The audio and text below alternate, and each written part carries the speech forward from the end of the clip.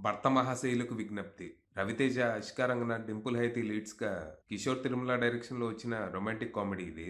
ఈ cinema story ఏంటి? దీని మీద నా ఒపీనియన్ ఏంటనేది ఇప్పుడు తెలుసుకుందాం పదండి. ముందుగా ఈ సినిమా స్టోరీ ఏంటంటే, ఈ సినిమాలో మన హీరో సత్య హైదరాబాద్‌లో తన వైఫ్ బాలమణితో కలిసి ఒక విన్యార్డ్ రన్ చేస్తూ ఉంటాడు.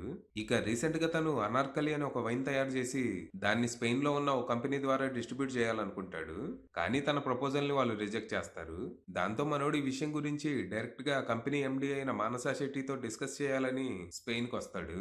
కానీ అక్కడ మానసని చూసి అట్రాక్ట్ అయిన మనోడు తనకి పెళ్లైన విషయం దాచి తనతో కమిట్ అవుతాడు.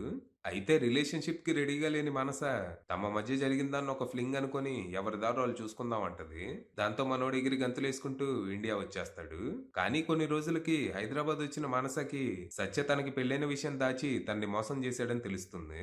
మరి తర్వాత ఏం జరిగింది? విషయం తెలిసాక మానస ఏం చేసింది? ఈ సిట్యుయేషన్ నుంచి బయటపడటానికి మనోడు చేసిన ప్రయత్నాలు, పడ్డ తిప్పలు ఏంటి? ఇంతకీ ఈ విషయం తన భార్య బాలమణికి తెలిసిందా?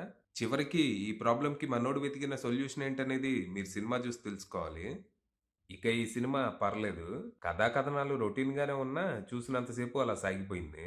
ప్రియురాలు గురించి భార్యకి తెలియకుండా, భార్య గురించి ప్రియురాలికి తెలియకుండా భర్త పడే తిప్పలు, ఈ ప్రాసెస్‌లో క్రియేట్ అయ్యే కేయాసు, కన్‌ఫ్యూజన్. ఇలాంటి ఇంట్లో ఇల్లాలు, వంటింట్లో ప్రియురాలు టైప్ కథలు మనం ఇప్పటికే చాలా సార్లు చూసాము. ఇందులో హీరో ఎదుర్కొనే సిట్యుయేషన్‌లు కూడా మనం ఇంతకుముందు చాలా సినిమాల్లో చూసినవే. స్క్రీన్ ప్లే చాలా ప్రెడిక్టబుల్‌గా సాగుతది. అయితే కథా కథనాలు ఎలా ఉన్నా ఇందులో కామెడీ బ్రహ్మాండంగా వర్కౌట్ అయింది. సినిమా స్టార్ట్ అవటం కొంచెం రఫ్ గానే మొదలైంది. స్టార్టింగ్ లో వచ్చే స్పెయిన్ ఎపిసోడ్ లో సత్య కామెడీ కొంచెం ఓవర్ ద టాప్ అనిపిస్తది. కానీ కథ ఇండియా షిఫ్ట్ అయ్యి సునీల్ క్యారెక్టర్ ఎంటర్ అయ్యాక ఇంటర్వెల్ వరకు సినిమా హిల్లేరియస్ గా సాగుతుంది.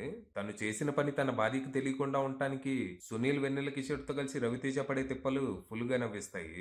ఆ షాపింగ్ మాల్ ఎపిసోడ్ కి అయితే నవ్వి నవ్వి సత్య. ఇక ఇంటర్వెల్ ట్విస్ట్ ప్రెడిక్టబుల్ గానే ఉన్నా అసలు హంగామా సెకండ్ హాఫ్ లో ఉండబోతుంది అనేలా హింట్ ఇస్తుంది. అయితే ఫస్ట్ హాఫ్ తో పోలిస్తే సెకండ్ హాఫ్ కొంచెం అంతంత మాత్రంగానే అనిపించింది. ఇక్కడ కొన్ని కామెడీ సీన్స్ వర్క్ అయినా చాలా వరకు సినిమా ఫ్లాట్ గా వెళ్తుంది. పెద్ద హై మూమెంట్స్ ఏమీ ఉండవు. ఇక కథలోకి మానస అన్న క్యారెక్టర్ ఎంటర్ అయ్యాక సినిమా చాలా వరకు గీతా గోవిందం సినిమాని గుర్తు చేస్తుంది. లాజిక్స్ గాలికి వదిలేశారు, డ్రామా బిల్డ్ చేయడం మర్చిపోయారు. ఇక క్లైమాక్స్ నేమో చాలా సింపుల్ గా కానిచ్చేశారు. హ్యాపీ ఎండింగ్ కోసం డైరెక్టర్ సేఫ్ గేమ్ ఆడారు. ఇక పెర్ఫార్మెన్స్‌ల విషయానికొస్తే, చాలా కాలం తర్వాత రవితేజని ఇలాంటి క్యారెక్టర్‌లో చూడటం రిఫ్రెషింగ్‌గా అనిపించింది. ఏదో హీరో కాబట్టి తను చాలా మంచోడు, ఏదో తెలియక తప్పు చేశాడన్నట్టు కాకుండా, తన క్యారెక్టర్‌ని చాలా వరకు రియలిస్టిక్ గానే రాసుకున్నారు. అందుకు తగ్గట్టే మన రవితేజ ఆ క్యారెక్టర్‌లో చెలరేగిపోయారు. ఇక మానసగా ఆషికా రంగనాథ్ బానే చేసినా, తనకి రవితేజకి మధ్య పెద్దగా కెమిస్ట్రీ కుదరలేదు.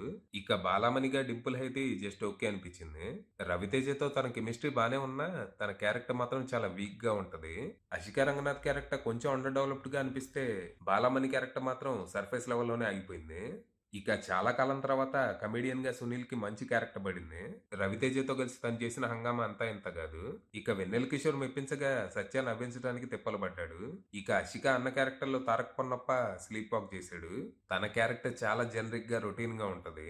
ఇక గెటప్ సీను, మురళీధర్ గౌడ్ తదితరులంతా తమ పాత్రలు పరిధి మేరకు నటించి మెప్పించారు. ఇక టెక్నికల్ గా సినిమా బానే ఉంది.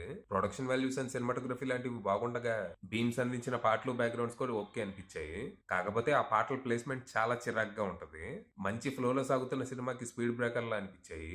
ఇక వీఎఫ్ఎక్స్ వర్క్ అంతంత మాత్రంగానే ఉండగా ఎడిటింగ్ పర్లేదనిపించింది. ఇక రైటర్ డైరెక్టర్ కిషోర్ తిరుమల విషయానికొస్తే తన పనితనం బానే ఉంది. సీరియస్ సబ్జెక్ట్ ని చాలా వరకు లైట్ హార్టెడ్ వేలో బానే ప్రెజెంట్ చేశారు. అయితే డ్రామా బలంగా లేకపోవడంతో సినిమా జస్ట్ టైం పాస్ అనే అనిపించింది. ఇలా అవ్వటానికి కారణం హీరోయిన్ క్యారెక్టర్సే. అంటే కథ ఎంత హీరో పర్స్పెక్టివ్ నుంచి సాగినా హీరోయిన్ క్యారెక్టర్లు బలంగా ఉంటేనే కదా డ్రామాకి స్కోప్. లేకపోతే వార్ వన్ సైడేగా. ఇక్కడ అదే జరిగింది. ఫైనల్ గా చెప్పేదేంటంటే, పెద్దగా ఎక్స్‌పెక్టేషన్స్ ఏమి పెట్టుకోకుండా వెళ్తే ఓ 2 గంటలు అలా సరదాగా గడిపి రావచ్చు. అది విషయం.